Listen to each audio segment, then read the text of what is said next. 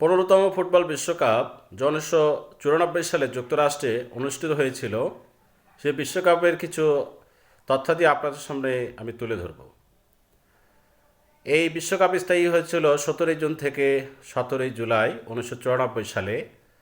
এখানে প্রায় ২৪টি দেশ, ৫টি মহাদেশ থেকে এসেছিল ফুটবল বিশ্বকাপ খেলতে। এখানে মোট ৫২টি ম্যাচ অনুষ্ঠিত হয়। ১৪১টি গোল সংখ্যা আমরা এখানে খুঁজে পাই। ৯টা ভেন্যু আর ৯টা হোস্ট সিটিতে এই বিশ্বকাপ অনুষ্ঠিত হয়েছিল এবং ফাইনাল ম্যাচটি অনুষ্ঠিত হয়েছিল ব্রাজিল বনাম ইতালির মধ্যে।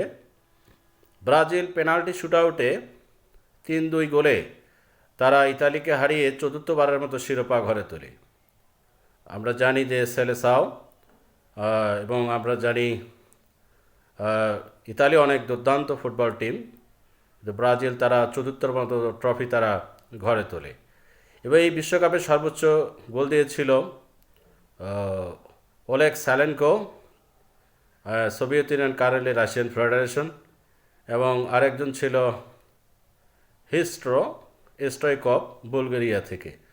উভয়ে তারা 6টি করে গোল দিয়েছিল এবং আপনাদেরকে আমি নিয়ে যাব 1998 সালে ফুটবল বিশ্বকাপে, যা ফ্রান্সে অনুষ্ঠিত হয়েছিল, এবং জিদানের ক্যারিসম্যাটিক কিছু ফিচার্স আমি পরবর্তী বিশ্বকাপে আমি আপনাদেরকে আলোচনা করব। ধন্যবাদ।